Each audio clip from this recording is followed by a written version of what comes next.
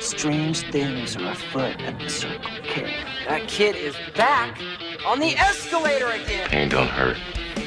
Is my boomstick! Game over, man. It's game over. Welcome to the Bargain Bin. He is your host, Ben Mason. And he's your co-host, Sandra Luketic. And today we're talking 1989's Stepfather 2. We assume if you're listening to this episode, you've already seen the movie. All right, buddy, you got to let me know. We're both big fans of the first Stepfather film. First, I don't know, minuscule reaction before we get into this. How did you feel about this movie? No comment. Okay, fair enough. I do find it interesting that this is the first time we've kind of dabbled in the same series a second time. Yeah. Honestly, man, like, I love the first movie so much. I think it's one of the best movies we've talked about on this show. So I was really excited to go back and rewatch The Stepfather 2.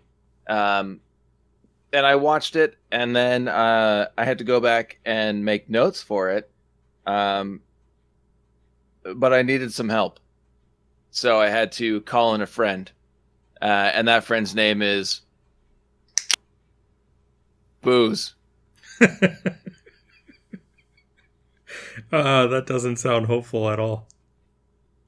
It was a bit of a rough go. It was a fun watch, but we'll get into it. Well, why don't we get into it? All right, man. I'll just go right into the plot. Yeah. Perfect. All right. Well, we open with a flashback of the ending of the first movie, reminding us that the first movie was actually good. You're really tipping your hat here, sir. Our boy Jerry awakens from a nightmare during a thunderstorm to show us that he is still alive and building a model neighborhood. As we get an exterior shot of the building he's in, it's revealed that he is a patient of the Puget Sound Psychiatric Hospital in Washington. It's a horrible name for a hospital, but I mean, I don't know, it does set the tone. Okay, help me out here for a second. Yeah, man. Were we led to believe that he died in the first one? Oh, yeah. We were led to believe he was real dead. So this is one of those where they were like, let's make a sequel. Isn't he dead? Whatever. Yep. Okay, basically. then. All right. Yeah. Because I didn't go back and look at the first one again, but I was like, they didn't foreshadow it at all. We just saw that he was dead or assumed. Honestly, I was thinking about going back and rewatching the first one, and then I realized that would just make me not want to watch this one. Anyway. Yeah, this is just a means to explain what happened in the previous film and remind us about the values that Jerry believes to be important and build like a repertoire, like a solid connection between the two men. Really smart move on the new psychologist's behalf. It's interesting to see someone try and match wits with Jerry without really understanding how he thinks. Yeah, I'm not sure I bought into this guy, Dr. Danvers. Yeah, I have his name written down a little bit later on here. I forget what it is on the first name. Joe. Yeah, his name is Dr. Joe. Joseph Danvers. But yeah. He seemed pretty stupid for a guy that was supposed to be smart. Eventually, yes, he did. Well, even in general, like, is this the first time he's dealt with a patient in a prison or hospital or mental facility or whatever that he would be this trusting this easily? Okay, well, keep in mind, he's working at a psychiatric hospital that has fucking shop class with, like, working saw blades and little to no supervision. We know that everybody knows that Jerry is a murderer. He's killed other families that he tried to fit himself into. But they'll still let him work heavy machinery unsupervised. That seems an odd decision, if you ask me. Yeah. So after our quick scene of shop class, we get more talk with the good doctor and Jerry. Doc's trying to get Jerry to tell a story about what happened with a childhood pet. The issue of trust is raised again, and the doc tells the guard to wait outside. It's so obvious that Jerry's playing him at this point, right? Like, we're a few minutes into the movie, and we already know what's going on. Maybe it's a shortcoming of the writing, but I don't think. But I don't know if it's necessarily Jerry outsmarting him at this point, or him just being too stupid and naive. I feel if the writing was better, it would make it more clear, at least to the audience, that this is Jerry manipulating him, and not the possibility of the other guy just being completely foolish. Could very well be. But to go along with poor writing, the next scene is Jerry back in shop class. I have never seen anything like that in a psychiatric hospital. Okay, well, let's be honest. I've never been to a psychiatric hospital. But You mean you've never seen anything like that in the cinema in a psychiatric?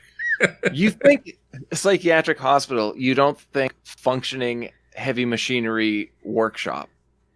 Or giving them access to anything sharp. Yeah, really. But it cuts from there to night, and I feel like they were going somewhere with this scene, but I'm not entirely sure where. I think I might have missed something. It's where Jerry is pulling out hair and putting it in a pile of other hair that he's pulled out previously. The only thing I can think of is that is what he uses for the fake mustache when he escapes the prison. Okay, that's what I was thinking. I don't remember any facial hair, but I'm like, that's the only thing that would make sense. When he does escape, he only has a mustache. Okay. And obviously his resources for props or costumes are going to be limited in a facility that, clearly doesn't give them any freedom, like using power tools. But it is kind of a clever way to get a fake mustache. What he uses as an adhesive, that I don't know.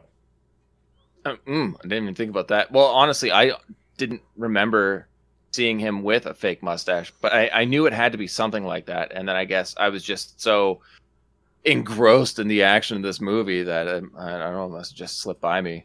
I'm sensing a little bit of sarcasm, sir. Oh, it's okay, because we have another scene at shop class. I don't know why, man. Like, this movie is incredibly frustrating. I'm not going to say it's bad. It's just frustrating. Okay. Jerry shows Joe, the doc, on a first name basis now, his model home and the figure that he made before smashing it against a wall. In an attempt, I guess, it's deliberate, to show the doctor that, quote, the eternal optimist believes he can fix whatever is broken, so he keeps on trying. See, I don't think that's what he was doing. It's obviously his attempt to escape. Yes, and I think that more specifically, it's an attempt to show the doctor and the security guard that hostile acts and loud noises might not necessarily be an escape attempt. Mm-hmm. So he can manipulate them into thinking, oh, well, this was an example of, whatever he says, the eternal optimist. But really, it's just setting into the back of their minds that, hey, if you hear a loud noise or if you see some sort of hostile act, don't think as directly about it as you should. Yeah, I agree with that. And keep in mind, I still think that he started playing him 2 shop classes ago. I'm not saying he didn't start playing him. I was just saying that the writing didn't make that clear enough. No, it did not. The doctor, Joe's impressed, and begins making notes about progress. And we see that the figure that Jerry made is actually a very well-disguised Shiv. I thought that was a pretty cool little plot point. That was. And this is where I was like, why does the doctor have to turn away from him to make notes? You can still be facing him. I've also never seen anybody left-handed write on such a weird angle before. Oh, yeah, dude, I write on a 45-degree angle being left-handed. All right, then. Yeah, so... Weirdo. It's just something that happened over time. I don't know if it's just being left-handed and, I don't know, maybe where the rings on a binder normally are or something, but That makes sense. It's just something that I do. I've never observed it in other left-handed people, but I definitely do it. Well, as a right-handed man, I guess I just don't understand. That's My okay. apologies. I don't think that this is one of the plot points that the writers were thinking people are going to assess down the road in their movie podcast reviews. All right. Well, Jerry stabs Joe in the neck, killing him, and buzzes in the security guard, beats him to death with his own nightstick before stealing his uniform and escaping. Yes, and he escapes with a fake mustache. Yes, which I missed somehow. Even though you were fixated on the fact that he was pulling hairs out. Yeah, honestly, I was just really shocked by how brutal that beating was that the security guard got. Yeah, it lacked the elegance of some of his kills from the first movie, that's for sure. Definitely did. A man gets off an Amtrak train and tries to throw his luggage in the trunk, but has some problems. And Jerry arrives and offers him some help before killing the man, taking his wallet, stuffing him in the trunk, and taking the car. Wouldn't this guy know if his luggage could fit in his car at this point? You would think so. And it honestly looked like it should have. So why not just either A, put it in the backseat of your car, or B, take stuff out of your trunk to put that in the back of your car before putting your suitcase in? No idea. But hey, You know. I mean, Jerry slammed the trunk door on him, which is kind of cool. Yeah. Yeah, Jerry's got a weird trunk thing in this movie. No? No? Okay, I'll move on. I mean, yeah, he uses a trunk a couple times. I don't know if I'd guess call it a twice. weird thing. In a hotel, he's going into full disguise mode, changing hairstyle and wearing contacts. Not sure where he got those from. But he orders room service, and it's revealed he's assumed that man's identity. I don't know if he's assumed it permanently or at least just because he's using his credit card for room service. Oh, yeah, temporarily. Yeah. The nightly news reports the escape from the psychiatric hospital. Jerry's looking through the obituaries and has selected the identity of a recently deceased man. Watching a game show, he sees a prize is a house in Palm Meadows Estates. And I really enjoyed the quote that they gave here. That is, family values and easy living will have you agreeing that Palm Meadow Estates is where the American dream becomes a reality. I mean, Jerry sold on that immediately. Yeah, I was just about to say, you can see why Jerry would love that advertisement. It's everything that he believes in. Mm-hmm. What's your take on Terry O'Quinn's performance up until now? Good. Yeah, right? It's just good.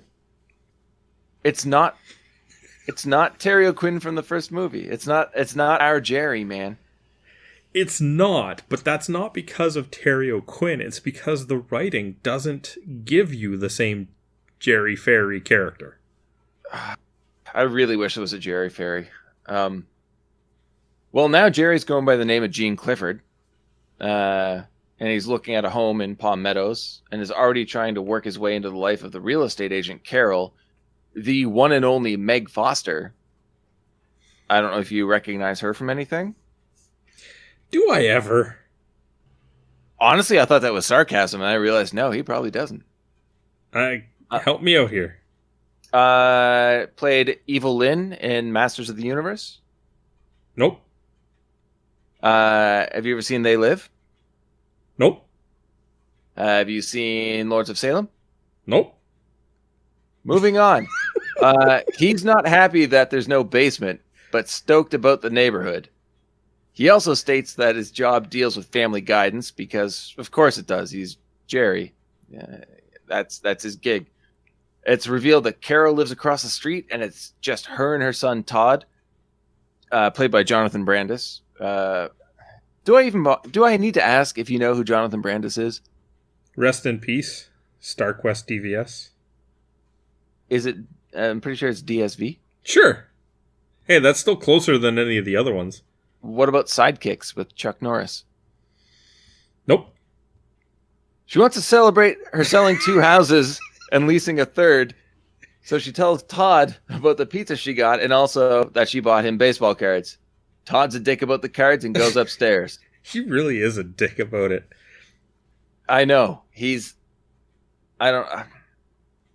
you don't really know why he's so upset, and they do a really bad job with character development with Todd up until about the midway point of the movie. But I think given what Jonathan Brandis has to work with, he does a decent job. Oh, yeah. I don't think that he or Terry O'Quinn do a bad job because of their acting. It's because their characters aren't given anything to work with.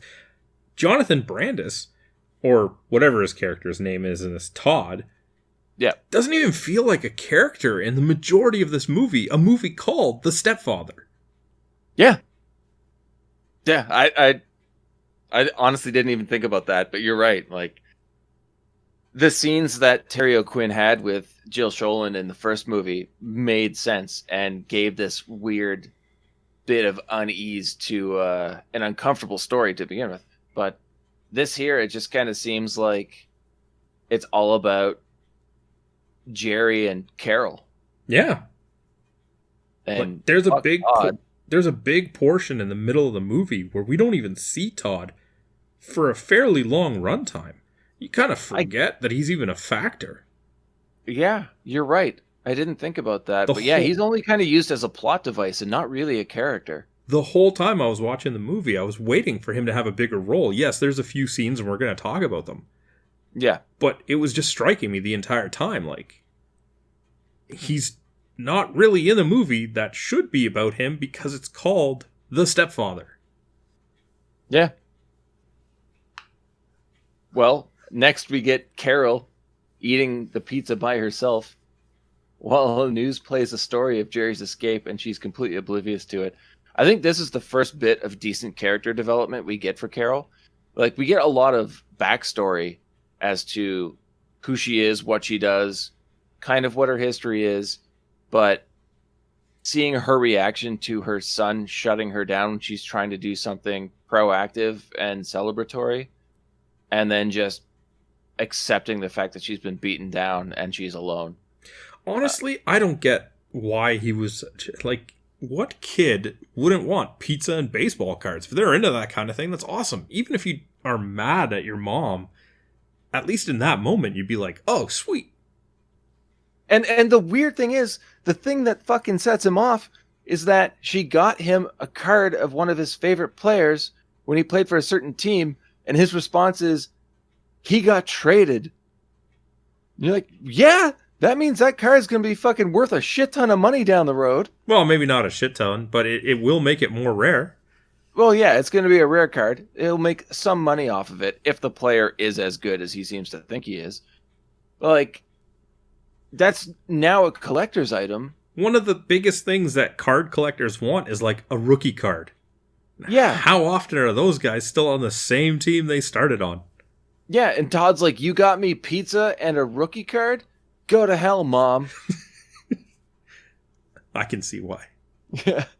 What's that? You're doing good at your job too? Get out of here. We're going to have a roof over our heads? Up yours. Yeah, it is terrible writing, man. You know, the more we talk about this, the more I feel bad that I made you watch it. That's okay. Well, good, because there's a third one. We're not watching the third one. I'm going to veto that right now. All right, fair enough. Hey, I made you watch Mazes and Monsters. We're all right. You're right. We are going to do Stepfather 3 then. How about you just keep going? Jerry is setting up his new home and is watching videotapes from a dating service, which is some of the most painful footage I've ever seen in a movie. Probably the funniest part of this movie. I didn't laugh once. I just felt uncomfortable and wanted it to be over. I guess it takes a certain... Oh, wait, no, sorry. That was actually just the movie itself. I guess it takes a certain type of humor, but I found it kind of hilarious. Not laughing out loud or knee slapping, but just like, oh, this is funny because this is so pathetic.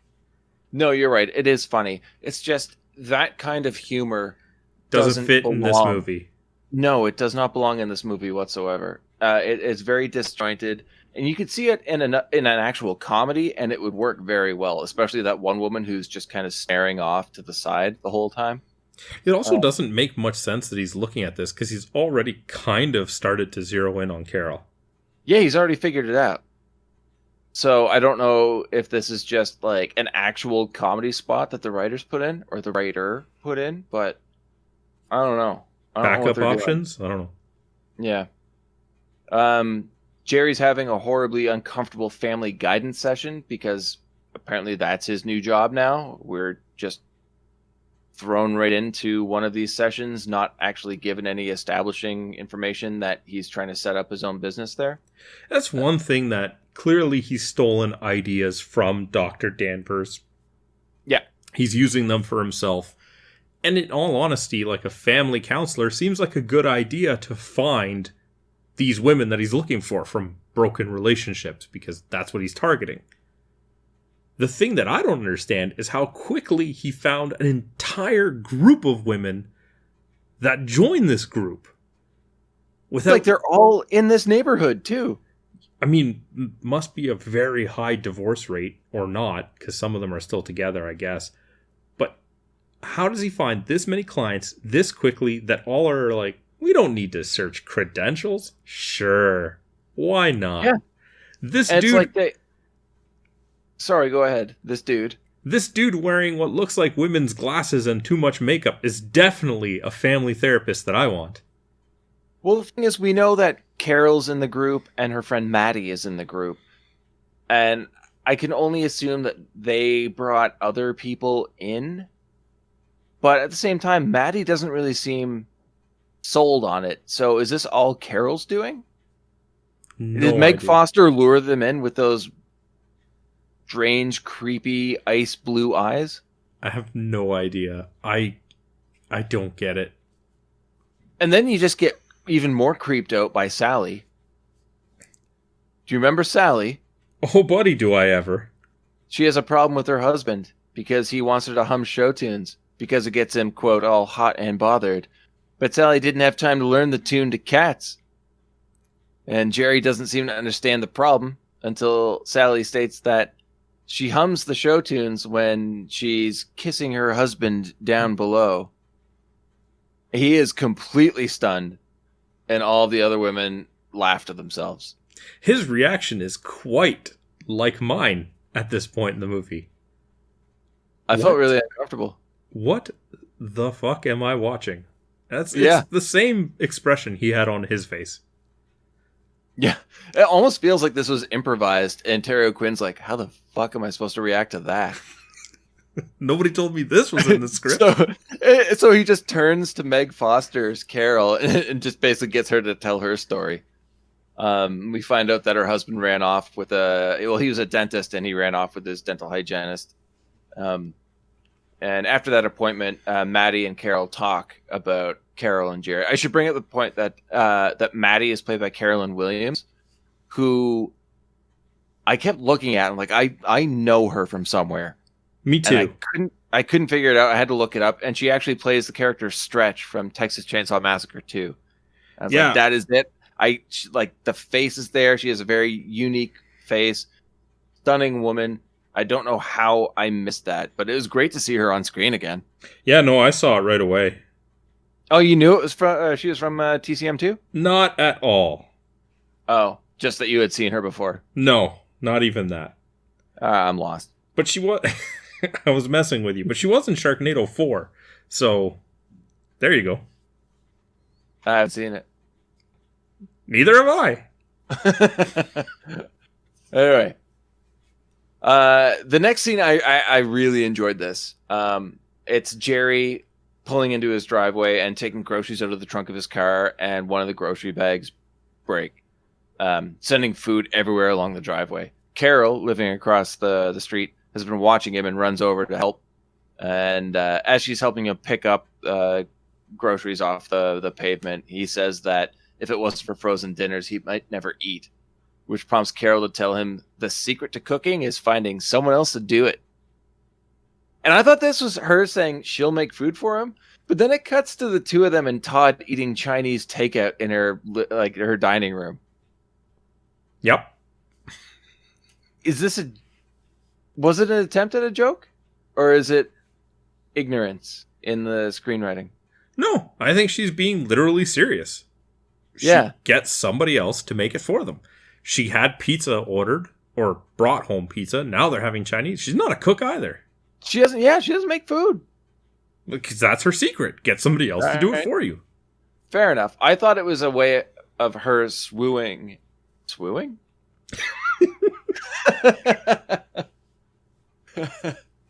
My bad. Anyway, I thought it was just her trying to get closer to him, and obviously not. Well, it definitely is. She was still definitely inviting him over for dinner.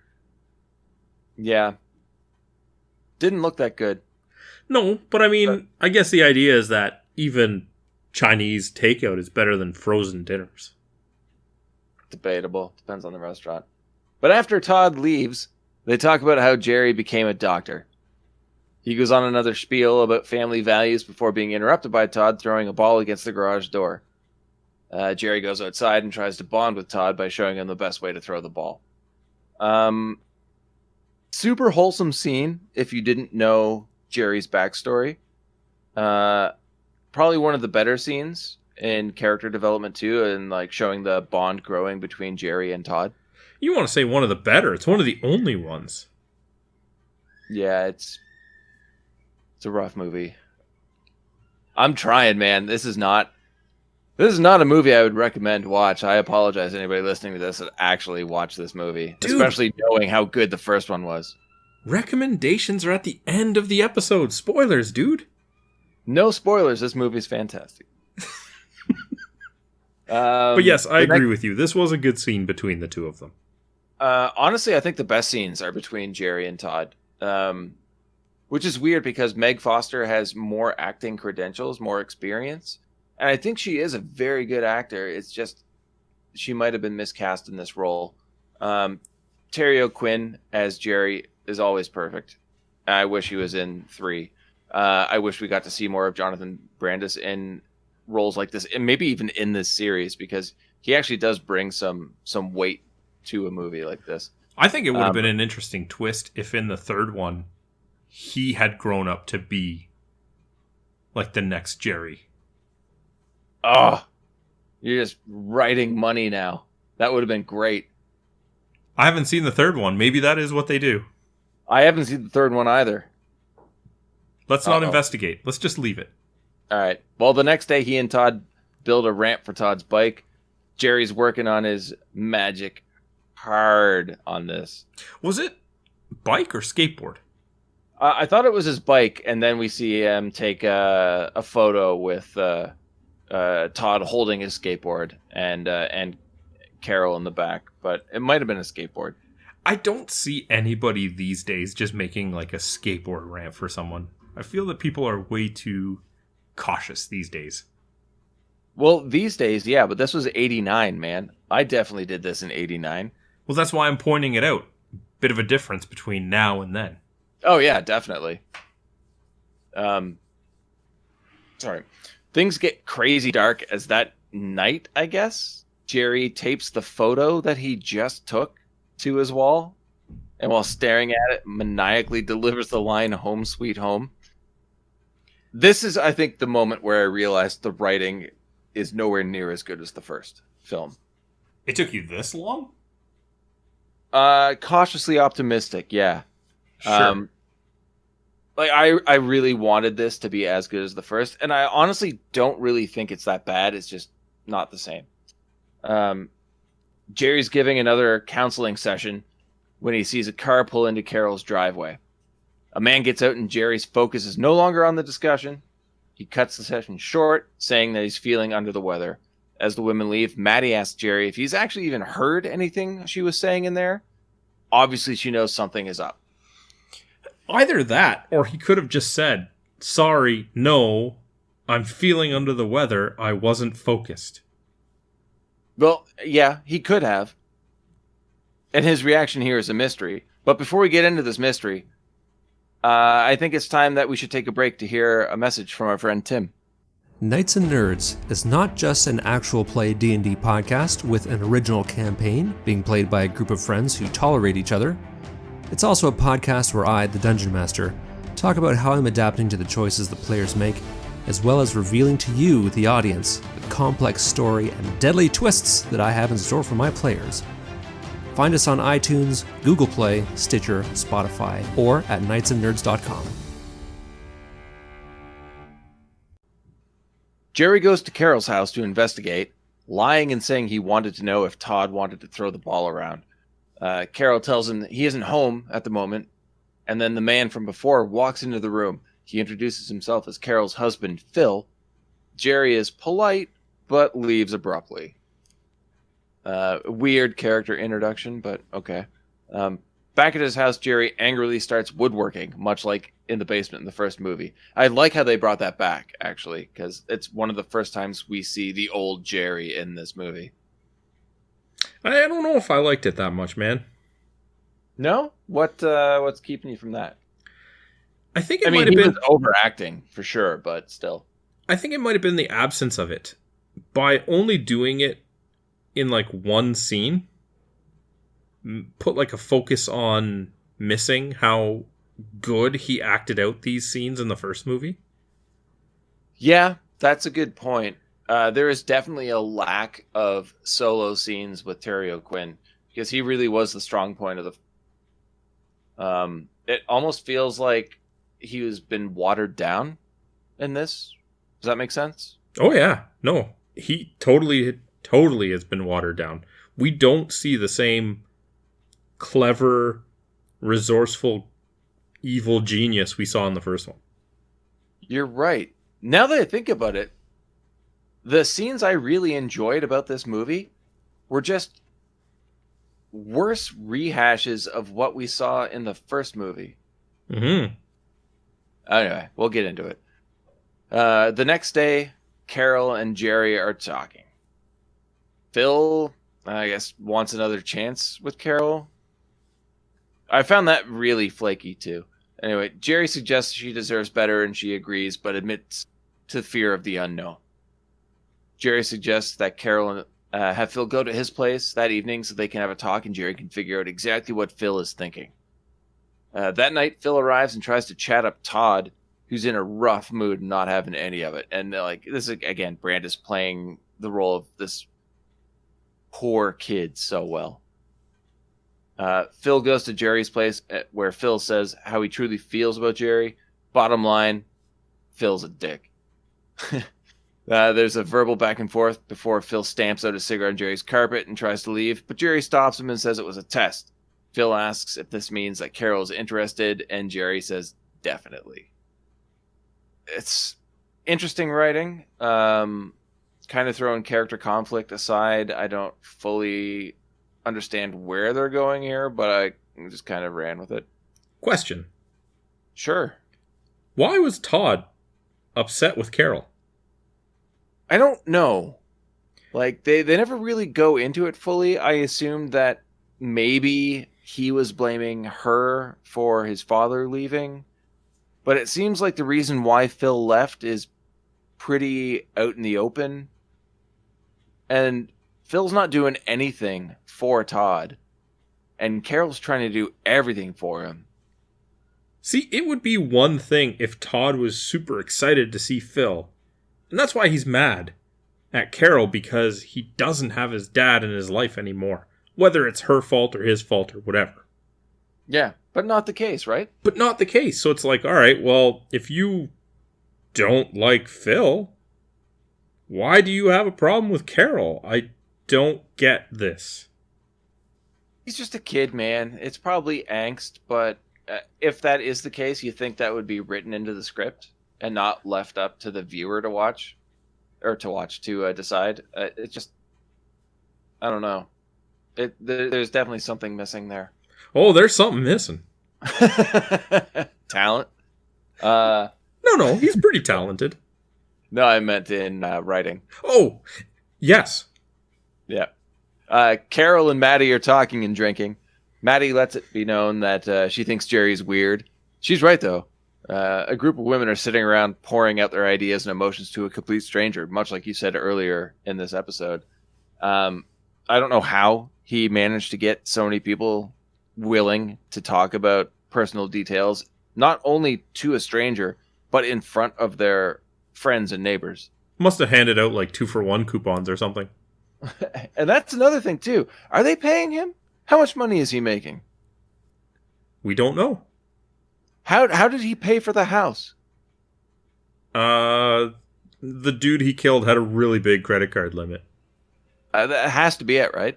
He must have Like, sold... I know he checked the wallet and he saw a bunch of cash. I'm assuming he had credit cards, but yeah, I mean, you think... Not enough to buy a house. Not enough to buy a house. Definitely enough to warrant, like, the bank flagging the use of it, though. See, the thing is, when he was in the mental institute, he made so many birdhouses. And he sold... He's selling personalized shivs. Hey, there's probably a high demand for those. Yeah, I don't know, man. Like, there are a few weird little plot holes here that just tear the entire movie down. Mm-hmm. Back at Jerry's, there's an obvious false sense of calm before Jerry smashes a bottle of whiskey over Phil's head. He rants about Phil's actions before bludgeoning him and stabbing him to death with the bottle. Yep. Jerry's rage, I guess. I mean, we saw something similar last time. Carol calls Jerry as he's cleaning up the murder scene, asking if he'll tell Phil to call her when he gets back to the hotel. Jerry agrees before rooting around and finding the hotel keys. He drives to the hotel and starts packing up Phil's things, making it look like Phil just packed up and left. He then drives Phil... Oh, sorry? I was just going to say, it makes sense that at least he's trying to cover his tracks. Oh, it's super smart. The one smart thing that they do in this movie. Mm-hmm. He then drives Phil's car with Phil in the trunk to a junkyard, and I don't know why, if it's just rage or something, but he begins doing donuts and spinning around and smashing the car into other demolished cars and berating Phil's corpse. He then gets out of the car and begins smashing the sides and windows with a piece of rubbish metal before walking away, whistling with hands in pockets. Yeah, Jerry's crazy. Yeah, but he's unhinged crazy, and they don't really go into it in this movie. This is why I'm saying that the movie didn't give us the same Jerry as in the last one. Because in the last one, he had his moments of being unhinged, but it was usually when he was in private. Otherwise, everything was more calculated, evil, rather than unhinged insanity. And you, like, in the first movie, you saw him unravel. You don't really see that here. He goes from being fine to being insane. Yeah, in the first one, there was more of a risk of things like losing control and losing what he was building. Like, there was a risk, there was a threat. In this, it's just on and off like a light switch. Yeah, and in the first one, he was like... We actually had scenes of him trying to process what was happening. And here, yeah, it is a light switch. He'll just go from sane to crazy, back and forth, back and forth. There's no real character to it. There's nothing we can latch onto. I found, like, even though he was obviously the villain in the first movie, I was very interested in the way his mind worked. Here it's like he's either sane or he's not. And there's no link in between. There's no reasoning going from A to B or B back to A. He's just crazy or not crazy. And, you know, you deal with it. Yep. He makes it home and is stopped by Todd. And how far away is this junkyard? Because it's obviously been pouring outside. Everything is soaked, but Jerry's completely dry. I don't have an answer to that. Todd wants to know what Jerry and his dad spoke about, and Jerry takes Todd inside and gives him a glass of milk. Todd feels bad about how he talked to Phil, which I guess that's some of his character development that you were touching on. But Jerry does his best to console him, saying that Phil isn't mad at him. And when asked if Phil's coming back, Jerry tells him that that's between his mom and his dad. I do find it weird that Jerry's solution for Todd's feelings is to make a giant sandwich. Again, it's like a third-hand knockoff version of the Jerry we got only a few years previously. Agreed. Todd asked Jerry about the song he was whistling, and Jerry says that it was a song his dad used to sing. Todd begins to recite it back to him, or whistle it back to him, sorry. Again, another great fucking scene of Todd being manipulated into looking at Jerry as a father figure. These are the good scenes in the movie. They took two of, I already said Meg Foster is amazing, but I would say the two strongest actors in this movie, anyway, that give the best performances, putting them together and actually making scenes that actually make you care. Yeah, which is quite the feat considering what they're working with. Yeah, it's rough, man. It's rough. Apparently Maddie works for the Postal Service, which I missed before if they dropped a reference to it, and has been going through Jerry's mail. Carol questions Jerry about Phil's disappearance. He says that Phil only wanted a warm bed and a hot meal from her and nothing more. He then says he lied to Carol and that he isn't actually sorry about Phil, but then kisses her. This is not even clever. It's not. It's lazy writing. It is. We're going to get to the scores this movie got, and I don't know if you looked into it. Nope. But I was shocked, and I guarantee when I tell you what they are, you're going to be like, yeah, that high, really? Okay. I can't wait. All of this, I don't know. It's all overcut with scenes of Phil's car being crushed at the junkyard while he's in the trunk. I kind of see what they're going for, but it's not even that intelligent. It's just it's not even clever. I don't even know what you would call it. Just a sad attempt at trying to be artistic. It's a thing that happened in the movie. It is a thing that happened in the movie. But hey, it's party time at Jerry's place. Carol and Jerry toast each other before taking a tray of drinks to a group of neighbors in the backyard and announcing their engagement, which is very similar to the scene in the first movie. Except that it happens how quickly? Very quickly. We're led to believe that Carol was considering getting back together with Phil. Only a handful of days before? Maybe a day before? So there must have been some feelings there if she was considering getting back together. Yeah. Now she's engaged. Yep. Why? Couldn't tell you. All right, then. Maddie confronts Carol and tells her that Jerry... No, hold on. Sorry, I can't let that go. Tell me if them getting married was in any way necessary for the rest of this movie. Only for the setting of the final scenes. And the final scenes didn't require that setting. No, they did not. It just as easily could have been that he was going to move in with her, or that they were starting to date. They did not need to get married for this. But then it wouldn't be the stepfather, he would be the creepy boyfriend. This isn't really about him as a stepfather. The majority of this movie is him as the new boyfriend. And the weird thing, too, is if you look at different areas where this movie was released, it had a subtitle. Have you seen the subtitle? Make room for daddy, or what was it? Make room. Yeah, Stepfather 2, Make Room for Daddy. Like, all right. Well, he doesn't get married, so he's no stepfather, nor anyone's actual father. You know what? I wonder if this was actually a script that already existed, and they just tried to doctor it to make it work as a potential sequel to The Stepfather. I have no idea, dude. No, me neither. Honestly, I didn't even bother looking up trivia on this movie. Anxiously await my my ratings for it afterwards. It can't be the same writer, can it? Like, there's no way that the same author did these two movies. I don't think so.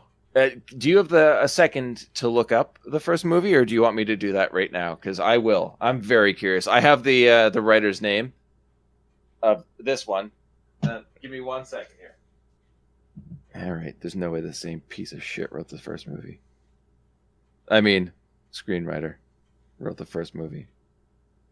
I'm very shocked that they funded a third Stepfather film after this. This movie was made in 4 months. I'm sorry? I'm looking at the trivia on IMDb. This movie was made in 4 months. This movie was originally intended as a made-for-video release. That makes sense. Okay, here we go. All right, even the synopsis on IMDb for the first movie is better. After murdering his entire family, a man marries a widow with a teenage daughter in another town and prepares to do it all over again. Sign me up for that. Just put 2 after the title. Oh wow, it had a few writers. Okay. Carolyn, Lefcourt, Brian Garfield. Oh, Brian Garfield. Brian Garfield wrote Death Wish, I think.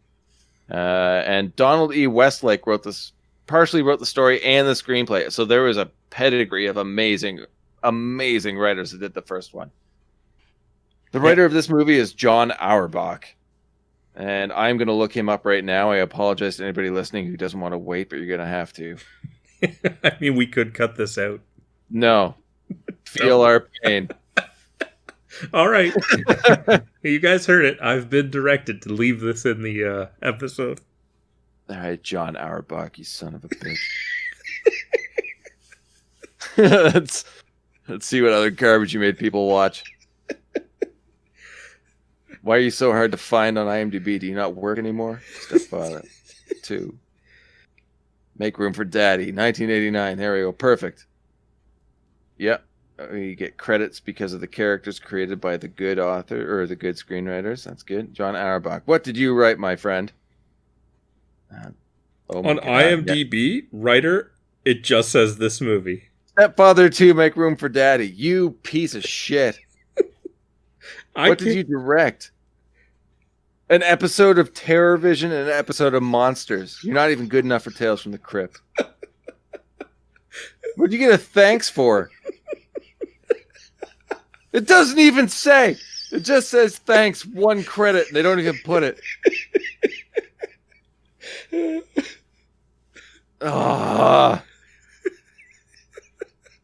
Screw this. Sound department. Okay. Oh, there we go. Quality Films. He's a sound editor. That makes sense.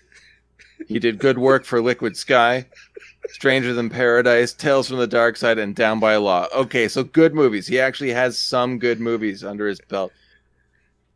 Who let him write? Who let him write this? You know what? We got a great idea. We got the rights to this wicked movie. You know how to write, right? No? What do? You edit sound? Can you write? No, you can't write. What if you say you can write and we'll just pay you as the writer? Yeah, you'll do that? Sweet. All right, cool. I think we got a good future for you here as a writer. Hollywood careers being built right now. Oh, what's that? The movie sucked? Should have known, man. You're not a writer. Sorry about that. Maybe not try that one again. Fuck. You ruined it. It was such a good movie. Sorry, where was I? You were in the middle of the greatest rant you've ever had. I'm sorry, I'm going back through my notes. You know what the best part is? What? After all that, you have to go back to the plot of this movie. Oh, trust me, I know. I can't wait.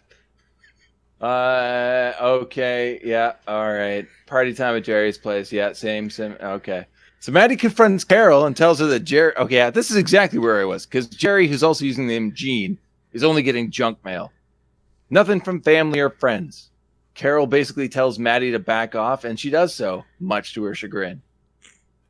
Do you think Maddie would risk a federal crime like going and opening someone's mail or even getting fired to look into this hunch that she has? I don't know, but apparently John Auerbach thinks that's a thing a character would do. Because it's not like what she hadn't found his journal at this point, right? No, not yet. So literally because the one day he didn't listen to her in her session, said he was not feeling well, which in and of itself would explain why maybe he wasn't listening. She decides, I'm going to risk my job in a federal crime because something's fishy about this guy who just didn't listen to me one time. Sorry, I'm trying to regain composure. I should say she is also a very, very good actor and does the best with what she was given in this movie. It's just, again, the character is so poorly written. I can't blame anybody else for being in this movie because of how good the first one was and thinking like, hey, let's do the sequel. But waste of talent, man. Waste of talent. I agree. But I mean, it also comes down to, for example, Jonathan Brandis. Mm-hmm. When it came out, he really didn't have a lot of credits to his name. So, no, that is true. Right. I mean, you can accept a young actor who's trying to find a role doing this movie, but the better ones, like Terry O'Quinn, should have just looked at the script and said pass. Yeah, he should have. I'm not really sure what he was doing at this point. Also, keep in mind too that it's not like Jonathan Brandis had the opportunity to pick and choose his roles. It's definitely his parents making him go. I'm just saying. Can you imagine, like, he's not allowed to watch this movie, and after it's all done and edited together and released, he's like, "Mom and Dad, did I do good? Did I do a good job?" And they're like, "Yeah, movie's real good, Johnny. Real good." We'll answer that question the next time you get a movie role. Oh, you got another movie bit? Yeah, you were fine. Mom, Dad, my imaginary best friend is Chuck Norris. Mm-hmm. We really fucked him up with that Stepfather movie, didn't we, Dolores? All right, man. All right, sorry. Jerry and Carol have a creepy makeout moment. She suggests showering together, and Jerry freaks out because people should stick to tradition. Carol's understandably weirded out and leaves. First smart thing she's done in this movie. In the first movie, he was weird when he had sex with the other woman. Yep. Can't remember her name now. But he still did it. Mm. Why can he now not do it, even if it is part of his disguise? And that's a weird thing too, because in the first movie it was all about having that functional family. And in this one it's all about portraying stereotypical nuclear family values. So like he's going to play, Ward Cleaver. Before it was all about family, and this is all about the personal roles you play within the family. I don't know why the switch happened, but it did, and I don't like it. But I mean, that's where we are now. Maddie continues to go through Jerry's mail. She finds a letter from a high school in Oregon, and she opens it. Not sure how she's going to hide that. And she just never delivers anything, and exclaims, "I knew it! I fucking knew it!" See, that's what I'm talking about. Because if she's going on a very simple hunch, she doesn't have any evidence to go on now, and she opens it and she's wrong, she can't hide the fact that she opened the mail. Well, the thing is, she doesn't even have to be wrong. He can just say, "I had a friend of mine send me this. My friend told me about something that they saw, and this person had the same name, and they thought it was funny, and I asked them to send it to me." Bam. He's in the clear, and she's going to jail. Yep. But this is not the same clever Jerry we know. No, and the next scene ruins the character for me completely, because it's a cut from there to Jerry eating a hearty bowl of crispy rice at the breakfast table, and he has to listen to it before he's cool to eat it. He's more cartoonish in this movie, and I don't know why they're making him a buffoon when he was a force to be reckoned with in the first one. He was super creepy in the first movie. Do you think that the writer saw the first movie? The one and only John Auerbach? Do you think he actually saw the writer of all writers? No, there's no way he saw the first movie. You know what? Maybe you do the notes for the next movie. Nope. All right. Anyway, the phone rang and he answered it. He meets Maddie at a park bench and things are super awkward. She calls him out for lying to Carol about his past, and Jerry's rather angry and threatens to report her. She provides photo evidence of a black basketball team that proves that Jerry isn't who he says he is. Jerry really fucked up bad on this one. Like, he is so much smarter than that in the first movie. Maddie threatens to tell Carol, and Jerry asks if she'll let him tell her the truth by 5 p.m. that day. It's almost like a very AJ Corey Empire Records by 137 exactly, Joe. Why Jerry would she let him? I don't know. I have no idea. That is nothing a friend would do. Especially one that was clearly not trusting of this person in the first place. No. She had such a bad feeling about him that she's willing to commit federal crimes to prove that he's not only lying, but potentially manipulating her friend. Finds out that it's true, gets him to admit that's what he's doing, and then trusts him to take care of it. Yep. That's it. That's her character arc. Jerry apologizes to Carol with flowers before saying there's a lot more than this, or a lot more to this apology. Carol decides it's sexy times and discovers Jerry's scar from the first film. He blames it on a patient from his practice. Okay, writing there. I'll let Auerbach have that one. Yeah, that one kind of fits too, and it also gives him a reason to cover up why he didn't want to have intercourse with her earlier. Oh, I was afraid what you would think if you saw these scars. Honestly, shit like that really, really makes me think rewrites. Like there was a ghostwriter there, because that's too smart for the rest of the movie. It's possible. Maddie hasn't heard from Jerry, so she calls Carol to tell her what she discovered. There's no answer, but a sound in the house spooks her, and she grabs a letter opener. She turns on the lights to the kitchen to reveal absolutely nothing. Then walks into another room to lock the door, and a cat falls out of the garbage can. Why hug the cat and leave all of the garbage over the floor? It's not even her cat. Fine. I don't know. Jerry sneaks up. A little bit of misdirection. A little bit of misdirection in this one. Playing with the audience a little bit, I guess. Yeah. Was the door open, though, or did she just lock it? I don't feel like she closed it. I don't know. So it's just like a stray cat in her kitchen garbage can. Dude, can I make a confession? You didn't watch this movie, did you? No, I watched the movie. Okay, yeah. What's it? But what do I tell you about every movie we review?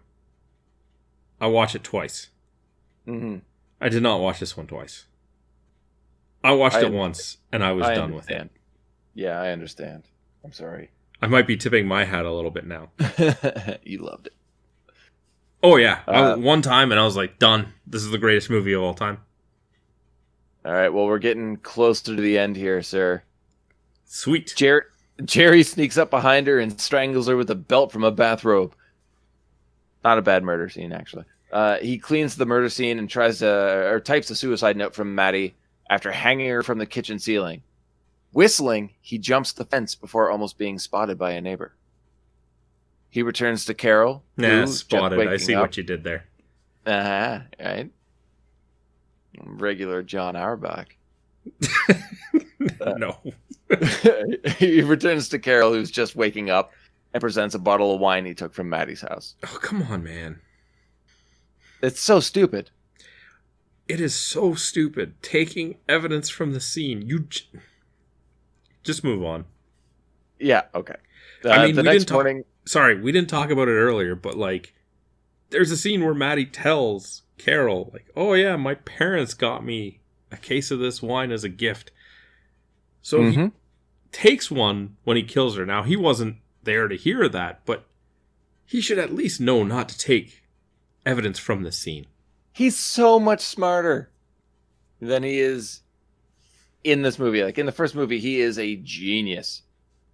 Not according to John Auerbach. Apparently not. All right. The next morning, Carol gets a call with sad news of Maddie's death. Super fast transition of scenes going from funeral at the church to the empty house with Jerry and Carol standing inside. Like a matter of seconds.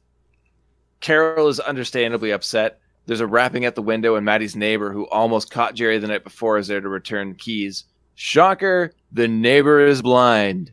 He states that he heard somebody leaving Maddie's house that night whistling Camptown Races. Yep. That would have fit in a thriller from, I'd say, maybe the 40s. But here we are, 1989. All right. Jerry is angry that Carol wants to postpone the wedding. He's starting to lose it, and we know what happens when Jerry's unhappy. But Carol is still totally into the relationship, and we just jump right to the wedding day. Does it feel like there's a lot of not just rewrites, but scenes that were cut? Oh, yeah, definitely. Like, the second half of this movie is just on fast forward. Oh, man. I typed faster than I've ever typed before when I was watching the last half of this movie, trying to make notes for this episode. Todd gives his mother a wedding gift from Maddie's parents, which is a box of 4 bottles of wine, before going to get Jerry to fix his bow tie. She still doesn't get it. Nope. Carol realizes at this point afterwards, though, that the bottles of wine from Maddie's parents are the exact same as the bottle of wine that Jerry brought back the other night. She questions Todd when she hears him whistling Camptown Races, and then finally puts 2 and 2 together. She confronts Jerry about the wine and asks him where he got it. She then calls him out about the night Maddie died, and Jerry goes into full Jerry meltdown. Now, full Jerry meltdown in The Stepfather was unnerving and scary. Full Jerry meltdown in The Stepfather 2 is sad and pathetic and almost comedic. Agreed. Jerry attacks Carol and Todd breaks it up, but is chased down the hall and into a closet where he's locked in. Jerry tackles Carol and she stabs him in the hand with a steak skewer, which honestly did look good. He punches her through a table, also looked pretty intense, and is ready to finish the job. She grabs a knife and stabs him in the chest, and the two fight back and forth. Todd pops the pins out of the hinges of the door and rushes to help his mother. Jerry pulls the knife out of his chest, ready to stab Carol, but Todd arrives just in time, yelling at Jerry to leave his mother alone. Todd smashes Jerry in the arm with a hammer, which looked great, that he took from the closet, forcing Jerry to drop the knife. Jerry falls to his knees, and Todd buries the claw end of the hammer into Jerry's chest. Also looked really good. And then he helps his mother to her feet. Cut to the wedding chapel. Everyone is ready for the ceremony to begin. The organist commences "Here Comes the Bride" as the doors open, but reveals a blood-soaked Carol and visibly traumatized Todd. Screams erupt and people begin to flee. Jerry manages to get to his feet, but falls against the table that once held his wedding cake. Carol collapses at the altar. Jerry tries to utter "Till death do us part," but dies mid-sentence, and credits roll. I hate you, man. I hate me too, man. I am so sorry. I remember enjoying this movie, which leads me to believe that I saw it before I saw the first one. Because without a point of reference, this movie is not terrible, it's just a mediocre 80s horror thriller. Having seen the first movie, the masterpiece that it is, and then watching this absolute piece of shit, thank you, Mr. John Auerbach, I feel really bad for recommending this. I feel bad for making people watch this and then listening to this episode. Hopefully they got something fun out of listening to us complain about it, but I think we have a bit more complaining to do. Do we want to go through some awards right now, or do you want to go into the numbers? Numbers. All right. Oh, I jumped on that. Yeah, that's fine. That is A-okay. The budget for this movie is estimated $1.5 million.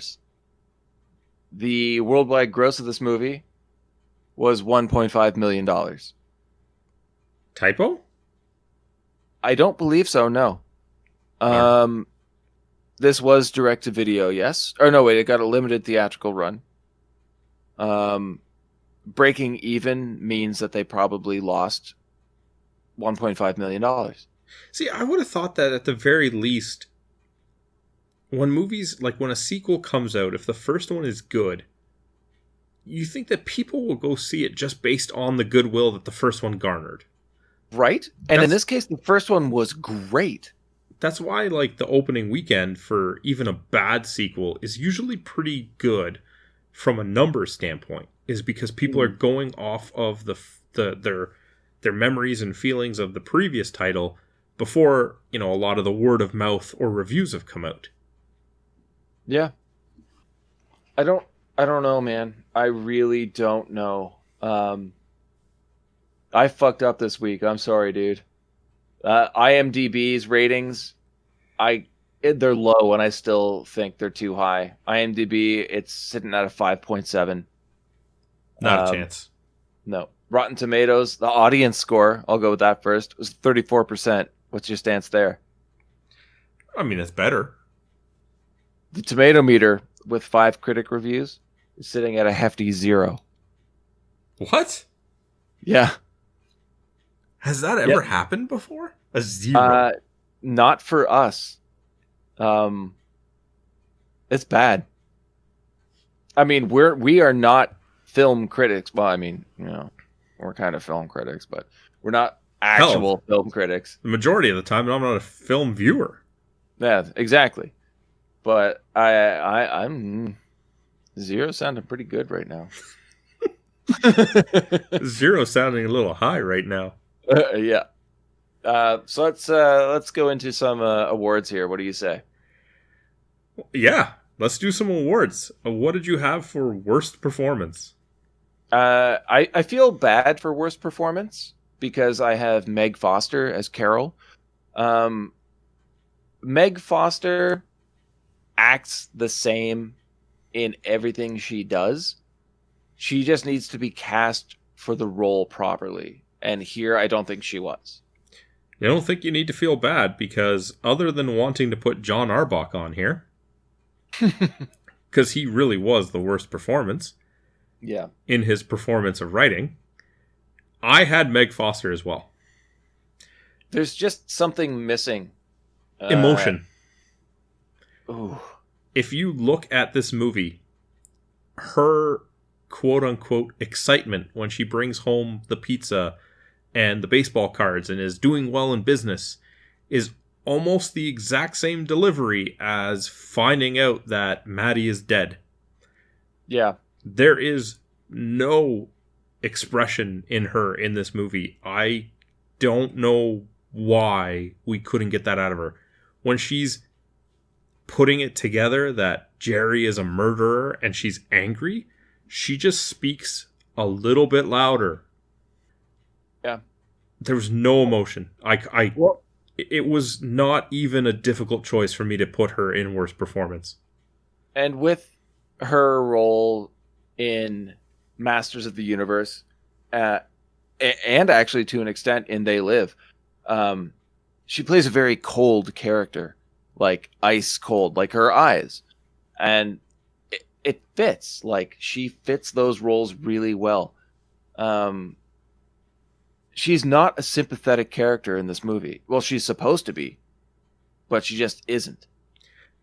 It's because you can't relate to her because she shows no emotion.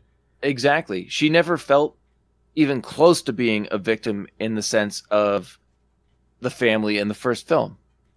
You just don't care. You don't care. That is it. You nailed it, man. You just don't care. And it's sad because she's not a bad actor by any means. It's just she's not right for this character. I don't want to rip on the casting director because they also nailed it with a few of the casting choices. But like, Meg Foster was wrong for this movie in every possible way. I love her, but not here. And yeah, definitely the worst performance. Honestly, you look at her performance and it's almost like she knew what this movie was and just phoned it in. And that could very well be. It could. All right, so what did you have for best performance? Terry O'Quinn. Tied with Jonathan Brandis. Oh. I just had Terry O'Quinn. Yeah, Terry O'Quinn, I mean, he was dealt a shitty hand here. The Jerry that we got in this movie is a watered-down version of the amazing Jerry character that we got in the first. But Quinn will always try to deliver. And he did his best with a poorly written character in this movie. Jonathan Brandis, however, seems like he did absolutely amazing with nothing to go on. Yeah, I mean, I had to pick. I thought I would just pick one, and I went with Terry O'Quinn because none of the problems with Jerry in this movie are based on performance. It's all writing and directing. Mm-hmm. And Terry O'Quinn still makes you believe at some points. Not necessarily in the plot, but just that this character still has some redeeming qualities. And it's sad because it stands out in a terrible movie, and it's just out of place. It is. It really is. Sad. And like, we didn't even get fucking Jerry Ferry. Nope. What did you have for most memorable line? Nothing. Nothing? There's no memorable lines in this movie to me. None. You kind of spoiled mine. Yeah, what's your most memorable line? All right, so I rewound and got the word for word on it. It was when Sally says, "He likes me to hum when I kiss him down below." I'm so sorry. It was only memorable because it was pretty ridiculous and awkward and kind of funny. It's amazing that the most memorable line in this movie was one of the most inconsequential characters and had nothing to do with the plot. You know what's weird about Sally is she's comedic relief. Yeah, but like, this has nothing to do with the rest of the movie, and it is the most memorable line. Yeah. All right, last award. I feel bad for the actor that played Sally because that's what we know her for in this horrible piece of shit movie. And your most memorable moment or scene? There isn't one, actually. I think it's pretty much any scene where we see Jerry and Todd together. Like, it's like any scene where Jerry is manipulating Todd's perception of him, I think is really well done. And I do remember that relationship more from like the first time I saw the movie years ago, where it's almost like Jerry can mold Todd to believe that he is in fact the perfect dad, where he failed doing that with Jill's character in the first movie. I think that's the only time where I think they did something a little bit better in this than they did in the first one. I mean, you say a little bit better. My most memorable moment or scene is actually for two reasons. One good and one bad. Was it when it came up on screen, written by John Auerbach? No. I mean, I was tempted to say when the end credits rolled, but it was when Jerry was doing donuts in the scrapyard. The reason that I say for a good reason and a bad is because good, it was fantastically delivered scene by Jerry. Or Terry O'Quinn, sorry. He's unhinged. He's enjoying this absurd act of doing donuts. He's talking to fill in the trunk. It's a very interesting delivery. The reason that I say it's also bad is because that highlights the unhinged and less methodical nature of the Jerry we were accustomed to in the first movie. I think if I had not seen the first one before it, this would have just been my favorite scene because, you know, it's almost like a Joker syndrome in a Batman movie where like he's gleefully enjoying the insanity of what is taking place. What you're saying there, I can get behind that. Yeah, especially if I hadn't seen the first movie Yeah, definitely. But that's why I say there was a good reason and a bad reason, right? Mm-hmm. It's a scene that stood out for me because knowing the Jerry from the first one, it doesn't feel like something he would have done. But it was also a really well done scene, so it was memorable for multifaceted reasons. But those are our awards. Yeah. So this is going to be one of our shorter episodes, and I think for very good reason because of the material. Ben, why don't you get to your final recommendation? That's.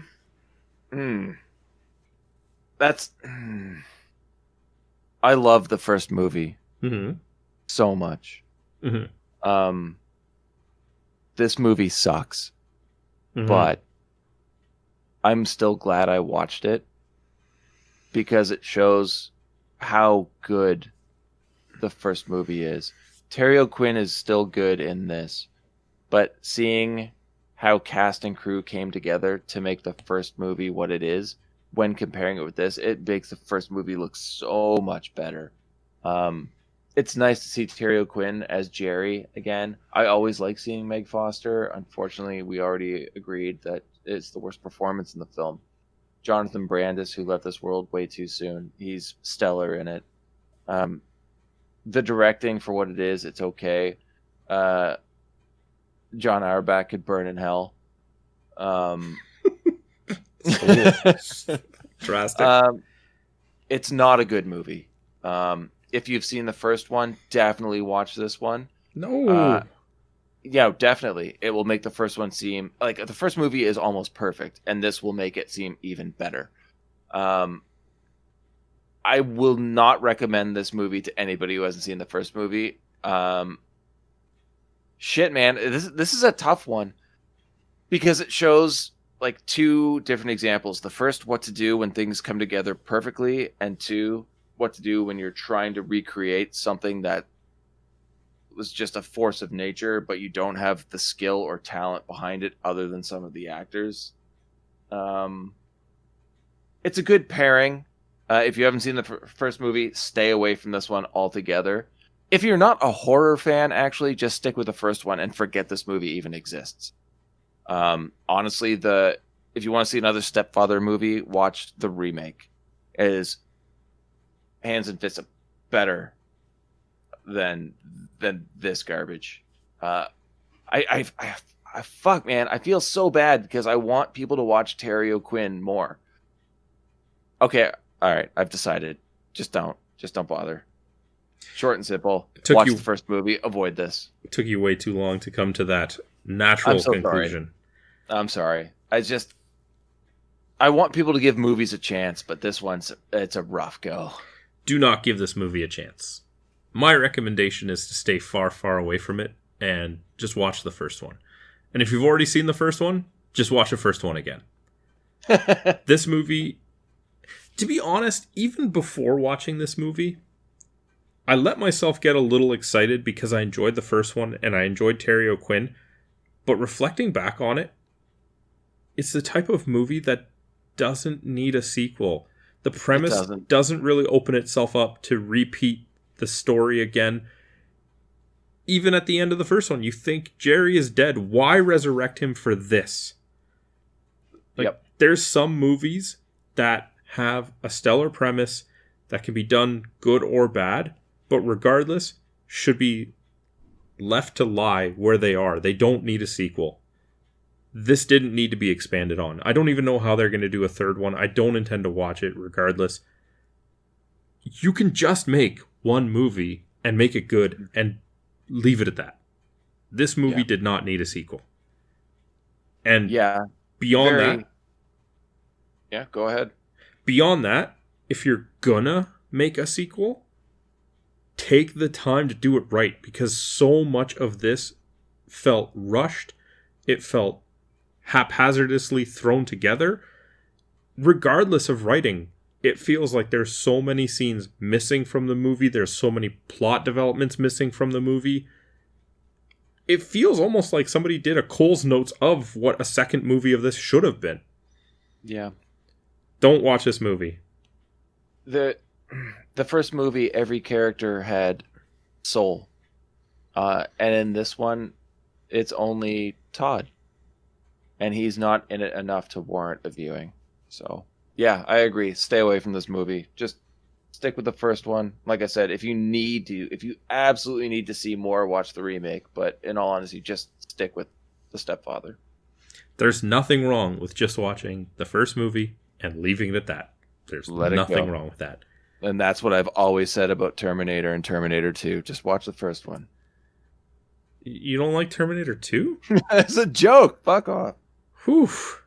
I don't think you've earned that joke tonight. Yeah, no, I know. I'm in the doghouse right now with this recommendation. We've all done it. Anyways, if you guys have seen the movie, hopefully you haven't, and you've just listened to this episode, but if you have, let us know what you guys thought. Let us know what your awards were. You can hit us up. We're on Facebook. We're on YouTube. We're on Twitter. All of them, just search BS Bargain Bin or head over to anchor.fm/BS Bargain Bin to check out the new episodes. Until next week, though, we need to know what we're watching for that episode. Ben. Yes, sir. What movie is it this time? Well, this time it's a blind choice, actually. I've got two movies. I'm not sure which one to pick. Both have a similar theme. So I'm going to say, Sandro, are you going to pick movie number 1 or movie number 2? And you've predetermined which one's 1 and which one's 2. Yes. 1 is in my left hand. 2 is in my right hand. Okay, in honor of The Stepfather 2, and that this movie was a steaming pile of number 2, I'm going to go with number 2. Number 2, all right. Number 2 is the 2005 werewolf film, Cursed.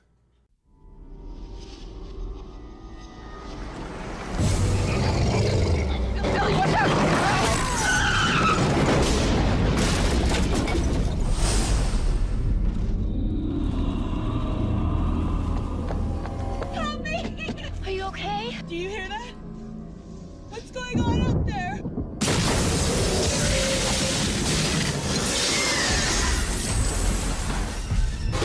Ever since the other night, things are happening. Things I can't explain.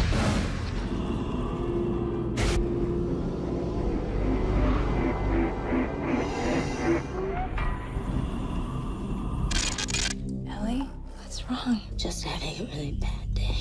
Can I help?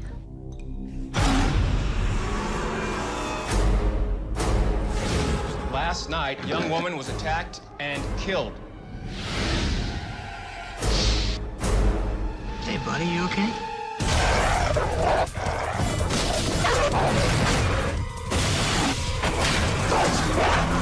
What was that? My dog. What kind of dog do you have? I have a regular dog.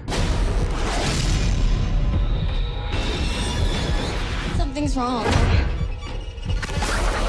The only way you can break the curse is to kill the person who started it all.